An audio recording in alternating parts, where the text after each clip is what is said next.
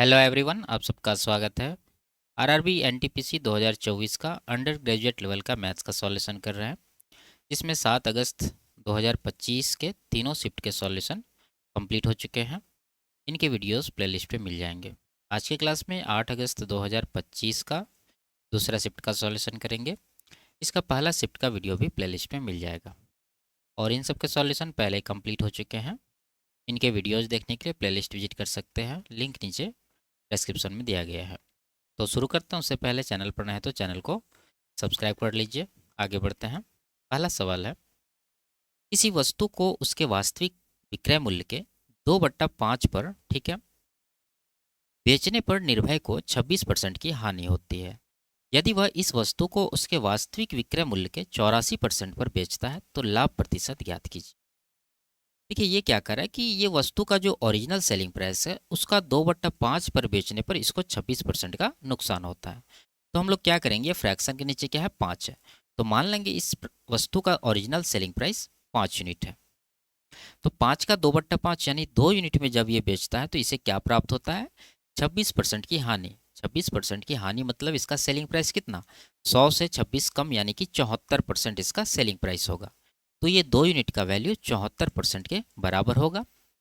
अब क्या कह रहा है कि वास्तविक विक्रय मूल्य के 84% पर जब ये बेचता है तो इसका लाभ कितना होगा। तो वास्तविक विक्रय मूल्य तो हम लोग 5 यूनिट माने हैं, तो इसका आप 84% निकाल लीजिए, यानी तो इसका फ्रैक्शन 21/25 भी आप निकाल सकते हैं। तो 5 से कट जाएगा 5 बार में, तो ये आ गया 21/5। तो 2 यूनिट का वैल्यू 74% है, यहाँ से आप 1 यूनिट का वैल्यू निकाल लीजिए, 74 का आधा 37% आएगा। अब हमें निकालना है 21/5 का।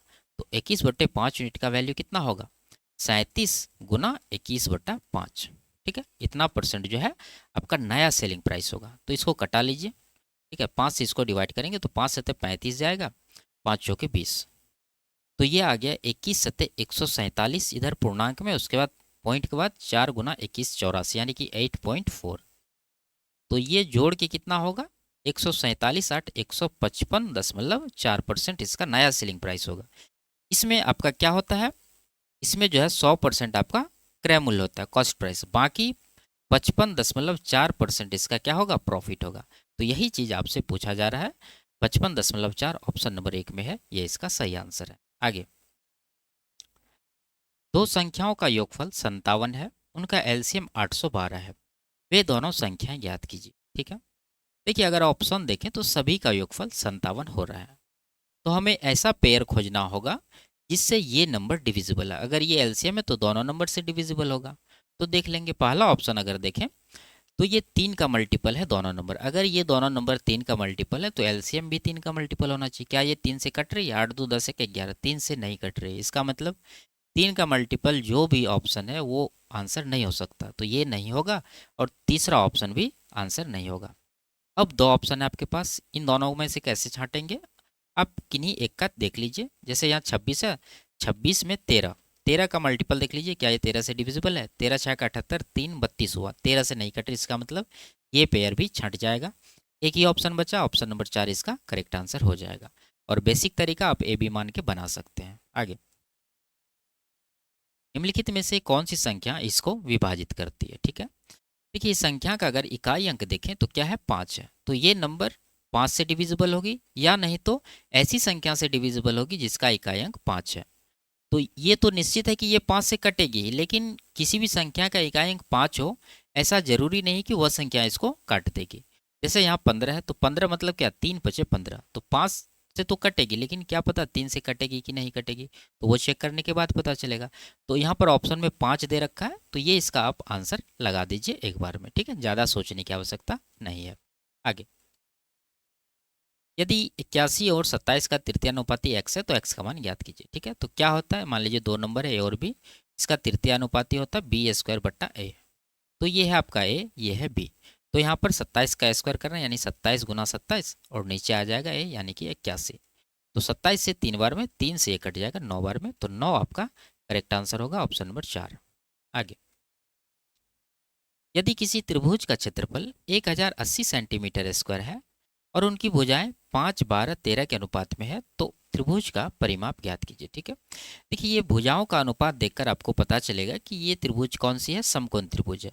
आप डायग्राम बना के इसको अच्छे से समझ सकते हैं। मान लीजिए ये वो ट्राइंगल है जिसके बारे में ये बात कर रहा है। इसके भुजाओं को x के टर्म में मान लीजिए तो पहला हो जाएगा 5x, दूसरा 12x और सबसे बड़ी जो है 13, वो हो जाएगी कर्ण, यानी कि 13x हो गया कर्ण। अगर इस पर हम लोग एरिया निकालें इसका तो क्या होगा, 1/2 गुना आधार जो कि है 5x गुना ऊंचाई जो कि है 12x, और एरिया यहाँ दे रखा है 1080, तो इसको बराबर कर देंगे, यहाँ से x का वैल्यू निकाल लेंगे, उसके बाद इसका परिमाप निकाल लेंगे। तो ये 2 से कट जाएगा 6 बार में, 6 पंचे 30, 30 से ये कट जाएगा 36 बार में। ठीक है, तो एक्स स्क्वायर बराबर आ गया 36, तो x का वैल्यू क्या होगा, 36 का वर्गमूल 6। जब x का वैल्यू 6 आ गया तो अब यहाँ पर परिमाप निकालना, तो यहीं जोड़ लीजिए, 12, 5, 17 और 13, 30x हो रहा है परिमाप। तो इसमें आप x का वैल्यू कितना रखेंगे, 6 रखेंगे। यहाँ से जब 6 रखेंगे तो 6 या 18 यानी कि 180 सेंटीमीटर इसका परिमाप होगा। ऑप्शन नंबर 4 में दिया हुआ है। आगे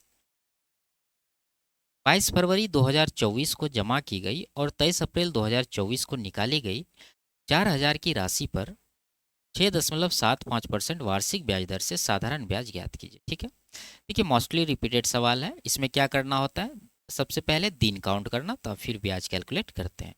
तो दिन काउंट करने से पहले आपको देखना होगा 2024 एक लीप ईयर है जिसमें फरवरी 29 दिन का होता है और पूरा वर्ष 366 दिन का होता है। तो इसमें अगर दिन काउंट करें तो कितना होगा, 22 फरवरी को लिया तो 22 से 29 तक 7 दिन यहाँ हो गया, फिर मार्च आएगा 31 दिन उसमें होता है, फिर अप्रैल में कहाँ तक, 23 तक, तो 23 दिन इधर हो गया। तो कुल मिला के 23, 7, 30 + 31, 61 दिन का टाइम हो गया। तो ब्याज निकालना आपको कितना का, 61 दिन का। तो मूलधन देखिए 4000 रुपया है, दर कितना है 6.75%, तो परसेंट के लिए नीचे 100 दे दीजिए। अब टाइम टाइम देखिए 61 दिन है तो इसको आप 61/366 करेंगे, क्योंकि ये दिन में है, इसको 366 से डिवाइड करके वर्ष में बदल लेंगे, क्योंकि रेट जो है वो वार्षिक है। तो ये कट जाएगा सीधा सीधा 6 बार में। उसके बाद 2 जीरो आप यहाँ से काट दीजिए। ठीक है, 2 जीरो आप यहाँ दशमलव के लिए हटा दीजिए। ठीक है, जीरो यहाँ से काट देंगे एक। अब आपको क्या करना है, इसको सॉल्व करना। देखिए यहाँ पर ये हो गया आपको 10 छाके 60, 60 हुआ, 4 से काट देंगे इसको 15 बार में, 15 से ये कट जाएगा, 15 चौके 60, 15 पचे 75, तो ये आ गया कितना, 45 रुपया। यही इस सवाल का करेक्ट आंसर है, ऑप्शन नंबर 1। आगे इसी कस्बे की वर्तमान जनसंख्या 12,014 है। इसमें 2 क्रमिक वर्षों में 25% और 60% की वृद्धि होती है। ठीक है, लेकिन तीसरे वर्ष में 50% की कमी होती है। तीसरे वर्ष के अंत में कस्बे की जनसंख्या कितनी है। ठीक है, रेशियो से सॉल्व कर लेंगे, सबसे आसान। तो यहाँ पर परसेंटेज कितना है, 25, इसका फ्रैक्शन 1/4, यानी पहले वर्ष 4 पर 1 का वृद्धि हुआ तो रेशियो क्या बन गया, 4 से 5। दूसरे वर्ष भी वृद्धि है 60%, इसका फ्रैक्शन 3/5, यानी 5 पर 3 का वृद्धि, तो रेशियो बनेगा 5 से 8। लेकिन तीसरे वर्ष जो है कमी है 50% की, इसका फ्रैक्शन होता है 1/2, यानी 2 पर 1 का कमी होगा, तो रेशियो बनेगा 2 से 1। अब इसको कटा लीजिए जो कटने वाला है, तो 5, 5 कट जाएगा, 2 से ये कट जाएगा 4 बार में, और 4, 4 भी कट जाएगा, यानी फाइनल रेशियो 1:1 का आया, यानी जनसंख्या में कोई परिवर्तन नहीं हुआ। तो पहले 12,014 था तो अभी भी 12,014 ही होगा। ऑप्शन नंबर 2 में है, ये इसका करेक्ट आंसर हो जाएगा। आगे एक व्यक्ति विशाखापट्टनम से नागपुर 55 किलोमीटर प्रति घंटा के चाल से जाता है, उसी मार्ग से 66 किलोमीटर प्रति घंटा के चाल से विशाखापट्टनम वापस आता है। संपूर्ण यात्रा में उसकी औसत चाल ज्ञात कीजिए। ठीक है, यानी देखिए ये विशाखापट्टनम से नागपुर जा रहा है और फिर नागपुर से विशाखापट्टनम वापस आ रहा है, यानी डिस्टेंस इक्वल है। डिस्टेंस जब इक्वल है तो औसत चाल निकालने के लिए हम लोग क्या करते हैं, 2xy/x + y निकाल लगा देते हैं। ठीक है, यानी इसमें x जो है जाने का स्पीड और y जो है आने का स्पीड होता है। तो यहाँ पर रख दीजिए 2 × जाने का स्पीड 55 और आने का स्पीड कितना है 66, और नीचे दोनों जोड़ के 55 + 66 कितना हो जाएगा 121। तो 11 से 11 बार में, 11 से 5 बार में, फिर 11 से 6 बार में, 6 पंचे 30 दूना 60 किलोमीटर पर आवर जो है इसका एवरेज स्पीड होगा। ऑप्शन नंबर 2 में दिया हुआ है। आगे पी, क्यू और आर ने क्रमशः इस अनुपात में धनराशि निवेश की, यदि वर्ष के अंत में उन्हें कुल 3600 का लाभ हुआ, तो क्यू और आर के हिस्सों के बीच का अंतर कितना है? तो देखिए लाभ कितना है? 3600। इस पर किसका निकालना है? इस पर निकालना है आपको क्यू और आर का डिफरेंस। तो देखिए यहाँ पर क्यू का 75 है और आर का 6 है, तो डिफरेंस आ रहा है 69 यूनिट का। तो 69 यूनिट का निकालना है किसके ऊपर? सबको जोड़िए, 34 से 40 प्लस 75, ये हो जाएगा कितना? 4 यानी कि 115। अब इसको कटा लीजिए, 23 से 3 बार में, 23 से 5 बार में, 5 से कट जाएगा, 5 से 35 यानी 720। 720 गुना 3 करेंगे तो ये आ जाएगा 2160 रुपया। ऑप्शन नंबर 2 में दिया हुआ है। आगे, ऋतिक और संजय ने मिलकर एक व्यवसाय में 79,200 रुपया का निवेश किया। वर्ष के अंत में 16,500 रुपया के कुल लाभ में संजय का हिस्सा 3600 था।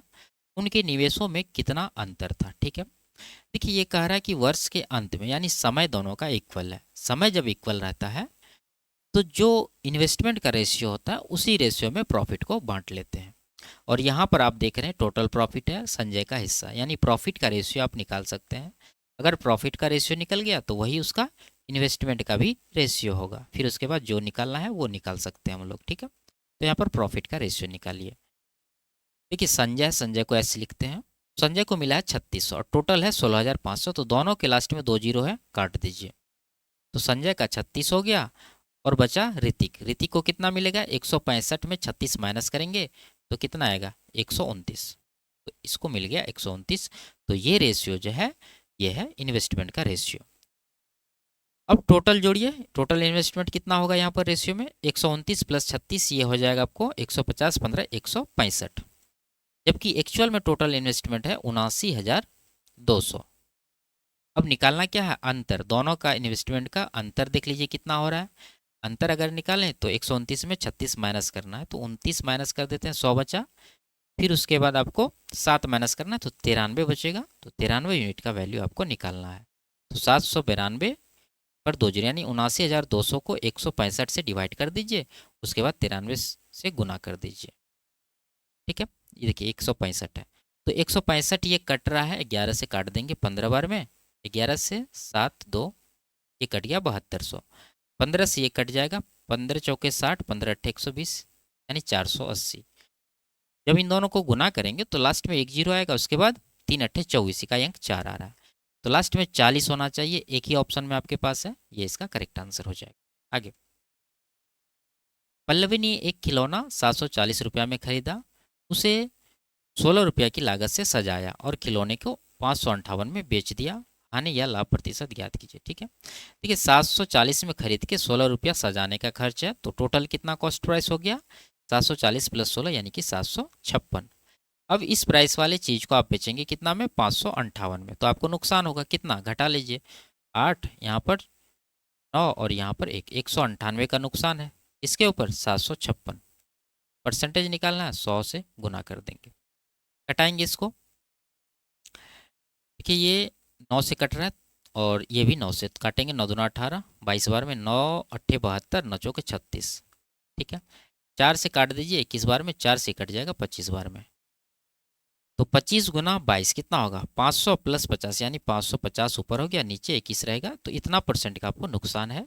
तो लाभ वाला हटा दीजिए, हानि यहाँ पर है 550 बटे 21%, ये इसका सही आंसर होगा। आगे, इसका मान ज्ञात करना है। ठीक है, तो देखिए इसमें क्या है? एक्स और वाई है, जिसमें एक्स ज़्यादा रिपीट हुआ है तो इसको आप 0 डिग्री पुट कर दीजिए। एक्स को जैसे ही 0 डिग्री आप पुट करेंगे तो क्या होगा? ये 0 हो जाएगा, तो साइन 90 का वैल्यू 1 हो जाएगा। उसके बाद यहाँ पर एक्स 0 हो जाएगा, तो ये बचेगा आपका कॉस कितना? माइनस माइनस प्लस, यानी 180 प्लस का वाई।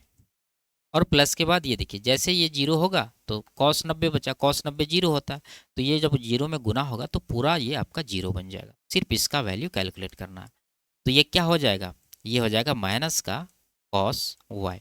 ठीक है, ऑप्शन नंबर 2 इसका सही आंसर होगा। कैसे आप समझ सकते हैं? देखिए अब जानते हैं कि ये क्वाड्रेंट में ये 0 डिग्री, ये 90 डिग्री और ये 180 और ये 270 डिग्री होता है। ठीक है, तो ये 180 प्लस वाई है, तो ये किस क्वाड्रेंट में आएगा? तीसरा में आएगा। और तीसरा में कॉस क्या होता है? नेगेटिव होता है। जब ये तीसरा में नेगेटिव है तो ये वैल्यू क्या होगा? कॉस वाई में परिवर्तित होगा और ये नेगेटिव रहेगा, क्योंकि 180 प्लस के बाद चेंज नहीं होता है, यानी 90 का इवन मल्टीपल जब रहेगा तो ये चेंज नहीं होगा, यानी कॉस साइन में नहीं बदलेगा, ना ही साइन कॉस में बदलेगा। अगर यहाँ पर ओड मल्टीपल रहेगा, जैसे मान लीजिए कि यहाँ पर 90 डिग्री रहता है, या फिर 90 का 3 गुना करिए 270 डिग्री रहता, तब ये जो है कॉस साइन में बदल जाता। ठीक है, तो इस तरह से आप इसे याद रखिए, हम आपको पहले इसको कई बार बताए भी हैं। आगे, पाइप पी किसी टैंक के 5/7 भाग को 30 घंटे में भर सकता है और पाइप क्यू उसी टैंक के 2/5 भाग को 28 घंटे में भर सकता है। ठीक है, इसको लिखते जाते हैं। देखिए पी जो है ये 5/7 भाग को 30 घंटा में भरेगा, तो पूरा भाग भरने में उसको कितना टाइम लगेगा, 30 को गुना कर देंगे इसको उल्टा के, यानी कि 5/7 है तो 7/5 से 5 से 6 बार में कटेगा, 6 7 42 घंटा में ये टैंक को पूरी तरह से भरेगा। क्यू का इसी तरह निकाल लेंगे, कितना होगा, 2 से डिवाइड करेंगे 14 पंचे 70 घंटे में ये भर देगा। अब आगे कह रहा है कि पी और क्यू दोनों 7 घंटे के लिए चालू रखा जाता है और फिर दोनों को बंद कर दिया जाता है। फिर पाइप आर को अकेले चालू किया जाता है जो टैंक के पानी को 8 घंटे में खाली कर देता है, यानी ये जो है आर आपका ये खाली करने वाला है। पाइप पी क्यू और आर मिलकर खाली टैंक को कितने समय में भर सकते हैं। ठीक है, तो इसका आप इफिशियंसी निकाल लीजिए, टोटल एलसीएम कितना हो जाएगा इसका, 70 मान लीजिए। ठीक है, उसके बाद इसका 14 है, 3 नहीं है, 3 से गुना कर दीजिए, तो टोटल वर्क इसका हो गया 7 या 21, यानी कि 210 यूनिट। 42 से डिवाइड करेंगे 5 आएगा, 70 से डिवाइड करेंगे 3 आएगा। ठीक है, अब क्या कह रहा है ये कह रहा है कि पी और क्यू को 7 घंटे के लिए चालू रखा गया, तो P प्लस क्यू द्वारा 7 घंटे में कितना काम होगा, 7 गुना P प्लस क्यू का एफिशिएंसी, यानी 5 3 8, तो ये 8 7 56 यूनिट काम इसके द्वारा 7 घंटा में होगा। अब इसको बंद कर दिया गया, उसके बाद जो है आर को चालू किया गया, तो आर को जब चालू किया गया तो ये पूरे टैंक को 8 घंटे में खाली कर दिया। पूरे टैंक मतलब क्या, जो ये भरा था पी क्यू मिलकर 56 यूनिट भरा था, तो ये जो खाली किया होगा यही 56 यूनिट खाली किया होगा, और खाली करने में कितना टाइम लगा, 8 घंटे। तो आर का एफिशिएंसी यहाँ से आप निकाल लेंगे, 56 को 8 से डिवाइड करके, तो ये आएगा 7 यूनिट। अब पी क्यू आर तीनों को चलाया जाता है, जब यहाँ पर तीनों चलेगा तो क्या होगा, पी भरेगा 5, क्यू भरेगा 3 और आर जो है 7 खाली कर देगा, तो कुल मिला के 5 3 8 माइनस 7 1 यूनिट ही भराएगा। तो 1 यूनिट के हिसाब से 210 यूनिट भरना है, तो कितना टाइम लगेगा, 210 घंटे। ऑप्शन नंबर 4 में दिया है, ये इसका सही आंसर होगा। आगे ये दिया गया है, इसमें जेड का मान ज्ञात करना। ठीक है, देखिए एक्स का वैल्यू ये है और वाई का वैल्यू ये है, और ये इक्वेशन है आपके पास, वैल्यू रिप्लेस कर दीजिए, रिपीटेड क्वेश्चन है। तो एक्स का ये मान रखिए 58 की पावर 0.5, और देखिए जेड पहले से है पावर में, तो ये जेड यहाँ गुना हो जाएगा राइट साइड। वाई का वैल्यू ये है 58 की पावर कितना, 0.79, और इस पर ऑलरेडी पावर है 10, तो 10 गुना हो जाएगा। अब यहाँ आधार बराबर है तो पावर क्या कर देंगे, बराबर कर देंगे। जब बराबर करेंगे तो जेड इस तरफ रहेगा और इधर 0.79 गुना 10 बटा कितना हो जाएगा, 0.5। ठीक है, तो यहाँ से देखिए पॉइंट हटा के जीरो लगा दीजिए, यहाँ से पॉइंट हटा दीजिए, दोनों जीरो काट दीजिए, यानी 79/5। तो 5 से इसको डिवाइड करेंगे तो कितना आएगा, 16 बार में तो नहीं जाएगा, 15 बार में। ठीक है, उसके बाद बच गया 4, 8 बार में जाएगा, 15.8 इसका सही आंसर है, ऑप्शन नंबर 2। आगे 1200 रुपये की राशि पर 3% प्रति माह की ब्याज दर से 11 माह का साधारण ब्याज ज्ञात कीजिए। ठीक है, ऑप्शन देखिए, एक बार में आंसर लगा देंगे आप 396, क्योंकि 3% की दर से 11 माह में 33% का ब्याज मिलेगा। अगर 1200 का आप 10% भी निकालिएगा तो 120 आएगा। ये तीनों ऑप्शन 10% से भी छोटा है, तो ये 33% कैसे हो सकता है, तो बचा ऑप्शन 4, ये इसका आंसर होगा। आगे दिए गए व्यंजक को सरलीकृत करना है, तो गुना कर लीजिए, ये हो जाएगा आपका 3x गुना x 3x² माइनस 5x और प्लस है, प्लस के बाद 5x², उसके बाद 5 या 15 माइनस में, उसके बाद प्लस का 16 ऑलरेडी है, तो ये दोनों जुट जाएगा, तो 5 3 8x², और उसके बाद माइनस का 5x, और ये दोनों मिला के कितना होगा, प्लस का 1 होगा। तो ये आपका करेक्ट आंसर है। कहाँ पर है, सब में माइनस है और प्लस का 1 केवल यहाँ पर है, ये इसका सही आंसर। आगे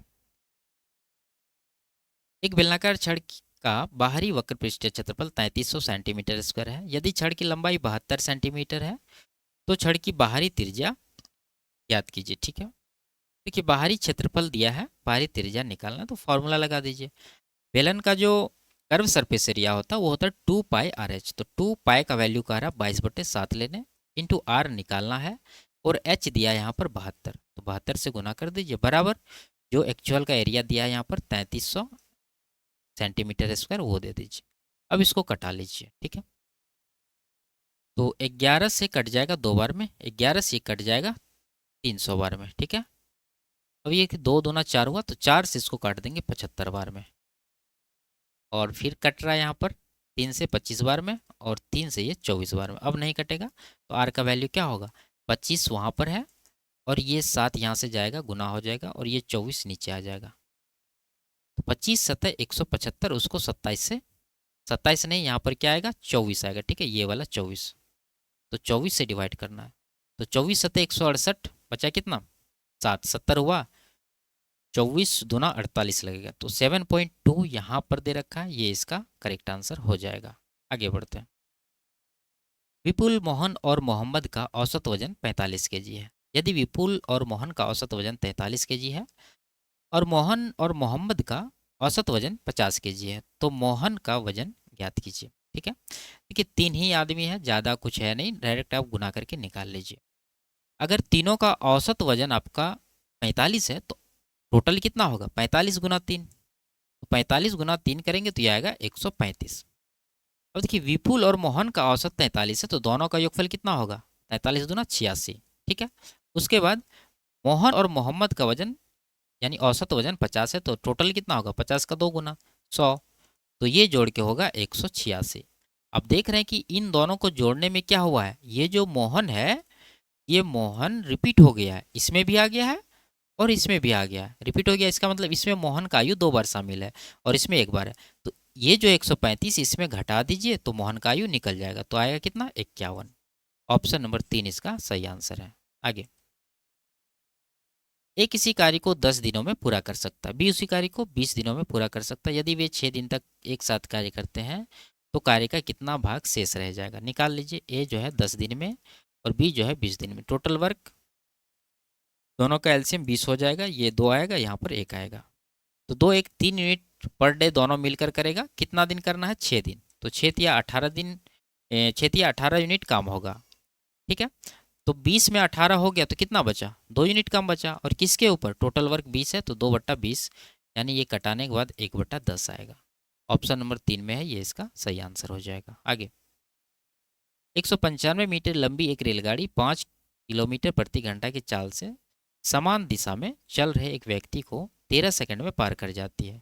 एक इस रेलगाड़ी को विपरीत दिशा में 76 किलोमीटर प्रति घंटा की चाल से चल रही 255 मीटर लंबी एक अन्य रेलगाड़ी को पूर्ण रूप से पार करने में कितना समय लगेगा। ठीक है, देखिए इसमें आपको एक चीज़ पता होनी चाहिए, जैसे कोई व्यक्ति अगर किसी ट्रेन को क्रॉस करते या फिर कोई ट्रेन किसी व्यक्ति को क्रॉस करती है, तो वो ट्रेन अपनी लंबाई के बराबर दूरी कवर करती है। ठीक है, और जिस दिशा में ट्रेन जा रही है उसी दिशा में अगर कोई आदमी दौड़ रहा है, तो इन दोनों का जो रिलेटिव स्पीड होता है वो क्या होता है, दोनों की स्पीड का डिफरेंस।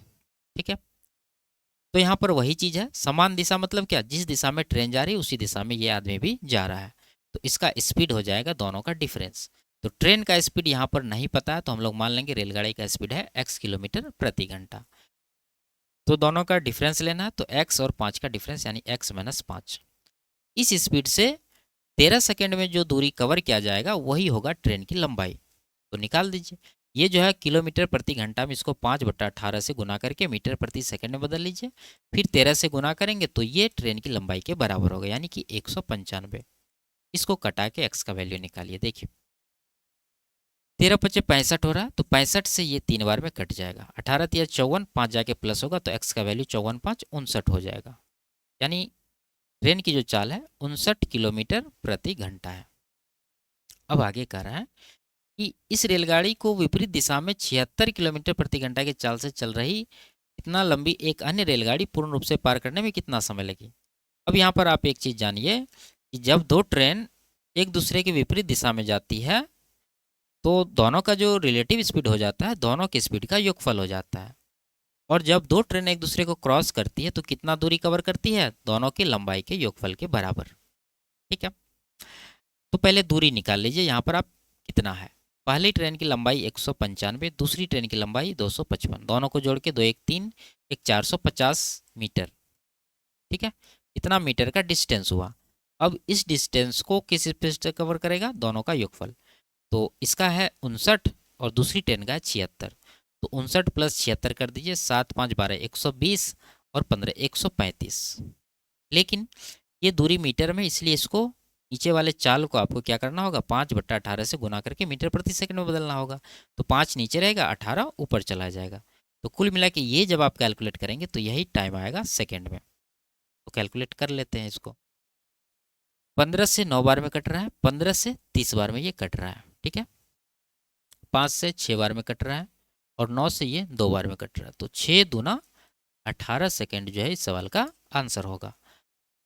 6 दूना 12 सेकेंड। ठीक है, तो 12 सेकेंड ऑप्शन नंबर 2 में है, ये इसका करेक्ट आंसर होगा। आगे, वह सबसे बड़ी संख्या ज्ञात कीजिए जिससे इन तीनों को विभाजित करने पर शेषफल 8 9 और 10 प्राप्त होंगे। ठीक है, देखिए नंबर यहाँ पर छोटा छोटा है, तो ऑप्शन के सहारे से आप आराम से इसको बना लीजिए। अगर पहला नंबर हम लोग उठाएं तो क्या है, 131। अब ये कह रहा है कि जब ये बड़ी से बड़ी संख्या से इसको डिवाइड करेंगे तो कितना शेषफल बचेगा, 8। तो ये शेषफल अगर हम लोग इसमें माइनस कर दें तो वो बड़ी से बड़ी संख्या इसको काट देगी, तो घटाने के बाद बचता है 123। तो जो भी आंसर होगा वो 123 को पूरी तरह से काट देगी।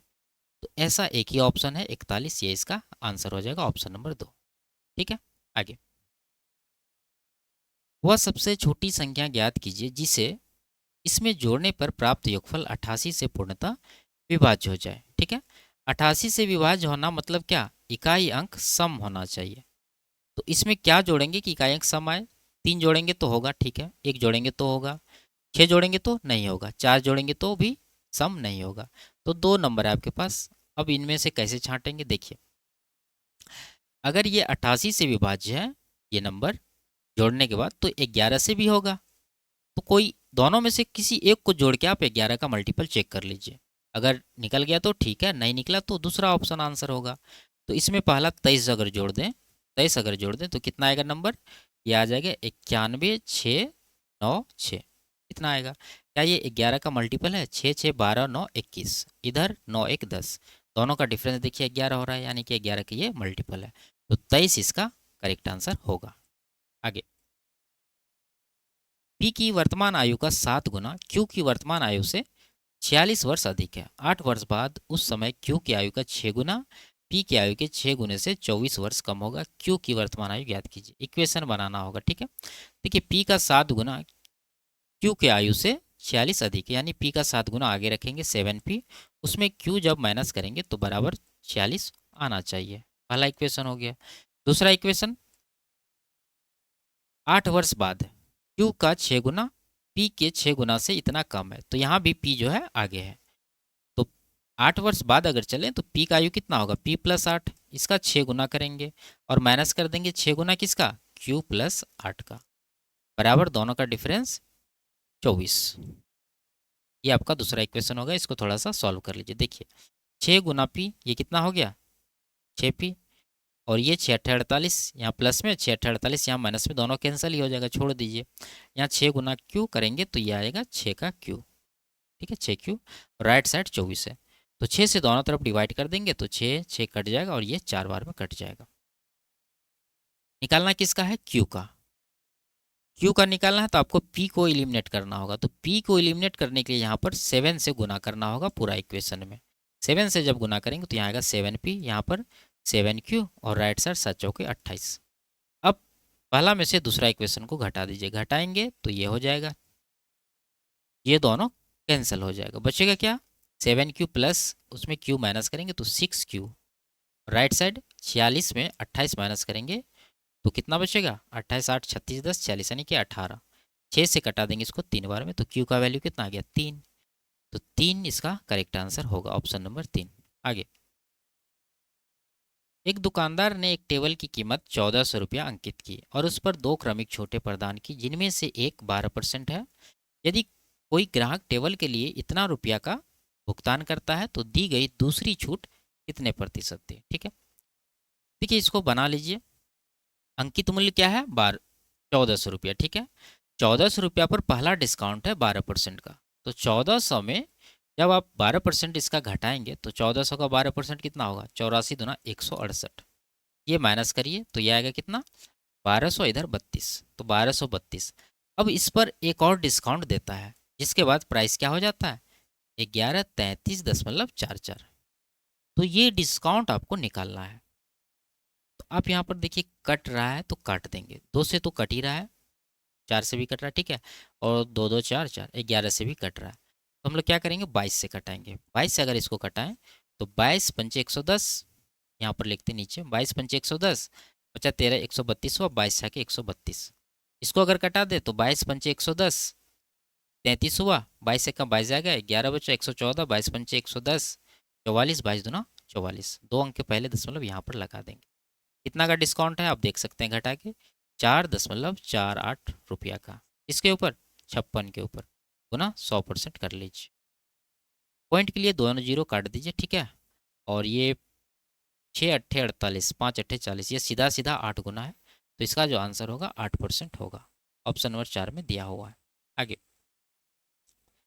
निम्नलिखित का मान याद करना है। तो ये देखिए भाग है, पहले इसका क्रिया करेंगे। 10 से काट देंगे इसको 6 बार में, तो -9, यहाँ पर माइनस का 6, तो माइनस का 15 हो गया, और इधर 6 या 18 माइनस में, तो माइनस का 18 इसमें लगा देंगे, कुल मिला के माइनस का 33 हो जाएगा।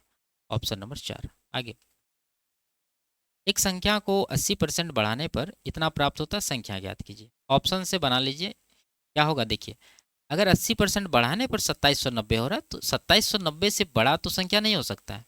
तो जो भी बड़ा ऑप्शन है हटा दीजिए, 3100 हटा दीजिए, 4650 हटा दीजिए। दो ऑप्शन है, अब इसको कैसे छांटेंगे देखिए। 775 में अगर 100% भी बढ़ा दें, यानी 2 गुना भी कर दें तो इतना नहीं हो रहा, तो इसका मतलब ये आंसर नहीं हो सकता है। तो एक ऑप्शन बचा, ये इसका करेक्ट आंसर है। आगे, एक समबाहुभुज में 30 भुजाएं हैं, एक अंतःकोण की माप ज्ञात कीजिए। ठीक है, देखिए अंतःकोण की माप निकालने के लिए हम लोग क्या करेंगे? सबसे पहले बाह्यकोण निकाल लेंगे। अगर 360 डिग्री को जितने भुजाएं हैं 30 उससे डिवाइड करते हैं तो क्या आता है? बाह्यकोण। तो 30 से जब डिवाइड करेंगे तो 12, तो ये 12 डिग्री आपका हो गया बाह्यकोण। अंतःकोण निकालना है। आप जानते हैं कि बाह्यकोण और अंतःकोणों का योगफल कितना होता है? 180 डिग्री, जिसमें बाह्यकोण यहाँ पर 12 आया है, तो अंतःकोण कितना होगा? 180 माइनस 12 यानी कि 168 डिग्री। यही सवाल का करेक्ट आंसर है, ऑप्शन नंबर 1। आगे, राहुल 30% की व्यापारिक छूट पर एक पेन बॉक्स जिसका अंकित मूल्य 900 रुपया है खरीदता है। शुद्ध मूल्य ज्ञात कीजिए। ठीक है, देखिए 30% का डिस्काउंट दे रहा है, इसका मतलब वैल्यू कितना बचा? 0.7 गुना, यानी कि 70% का 0.7 बोल सकते हैं। तो 900 का 0.7 गुना निकाल दीजिए, कितना आ जाएगा? 900 तो 63 पर 1 जीरो, यानी कि 630 रुपया। ऑप्शन नंबर 1 में दिया है। आगे, दो क्रमागत विषम प्राकृत संख्याओं के वर्गों का योग 394 है, संख्याओं का योग कितना है? ठीक है, ठीक है, मान लीजिए कि पहली विषम संख्या x है, और आप जानते हैं कि विषम संख्या में कितना का गैप होता है? इसमें 2 2 का गैप होता है। तो इसका स्क्वायर प्लस अगली विषम संख्या क्या हो जाएगी? x प्लस 2, इसका स्क्वायर, दोनों का योगफल कितना है? 394। इसको सॉल्व करके x का वैल्यू निकालिए, उसके बाद आंसर आपका आ जाएगा। ठीक है, इसको जब सॉल्व करेंगे तो एक्स स्क्वायर प्लस, इसको ए प्लस बी के होल स्क्वायर पर खोलिए, तो x square plus 4x plus का 4, इसको लेफ्ट साइड ले आएंगे तो माइनस का 394 आएगा बराबर 0। तो ये हो गया 2x स्क्वायर प्लस का 4x, और ये 4 में इतना घटेगा तो माइनस का 390 बराबर 0। 2 से डिवाइड कर लीजिए पूरे इक्वेशन को, तो ये हो जाएगा एक्स स्क्वायर प्लस का 2x माइनस का 195 बराबर 0। अब यहाँ पर आपको x का वैल्यू निकालना, तो बीच वाला पद को इस तरह से तोड़ना है कि गुना करने के बाद माइनस का 195 और जोड़ने या घटाने के बाद 2x हो जाए। ठीक है, तो ये देखिए 95 15 से अगर डिवाइड करें तो 15 का 15 15 या 45, यानी 15 13 का पेयर बन रहा है। तो 15 ले लेंगे प्लस में, 13 ले लेंगे माइनस में, क्योंकि यहाँ पर प्लस 2 चाहिए। तो ये आपका आंसर नहीं होता, आंसर क्या होता है? इसका अपोजिट, यानी चिन्ह बदल देते हैं, तो ये माइनस का 15 हो जाएगा और ये प्लस का 13 हो जाएगा। तो x का जो वैल्यू है वो क्या लेंगे? 13 लेंगे, नेगेटिव नहीं लेंगे। अब देखिए जब 13 आपका पहली विषम संख्या है तो अगली विषम संख्या क्या होगी? 13 के 2 बाद, यानी 13 प्लस 2 15। तो 13 और 15 ये दोनों नंबर है, इनका योगफल पूछ रहा है 28, इसका करेक्ट आंसर होगा ऑप्शन नंबर 1। आगे 5 संख्याओं का योगफल 655 है, पहली 2 संख्याओं का औसत 80 है और तीसरी संख्या 101 है, तो शेष 2 संख्याओं का औसत ज्ञात कीजिए। ठीक है, आराम से निकाल लीजिए। योगफल दे रखा है 655, 2 संख्या का एवरेज 80 है, तो योगफल कितना होगा 80 दूना 160, और तीसरी संख्या दिया है 101, तो ये 2 संख्या का योगफल, तीसरी संख्या 101 है, दोनों को जोड़ दीजिए तो ये आएगा 261। यानी पहली 3 संख्याओं का योगफल ये है, अगर टोटल में घटा दे 261 तो आखिरी के 2 संख्या का योगफल निकल जाएगा कितना 4, 15 में 6 घटा 9, और यहाँ पर 5 में से 2 घटा 3, 394। एवरेज निकालना तो इसको आप 2 से डिवाइड कर दीजिए, तो ये आएगा कितना 19 दूना 38, यहाँ पर 7, 197। ऑप्शन नंबर 4 इसका करेक्ट आंसर है। आगे तो ये लास्ट सवाल था। वीडियो आपको कैसी लगी कमेंट में ज़रूर बताइए। अच्छी लगी तो वीडियो को लाइक शेयर और चैनल को सब्सक्राइब कर लीजिए। फिर मिलते हैं अगले क्लास में, तब तक के लिए बाय बाय, टेक केयर।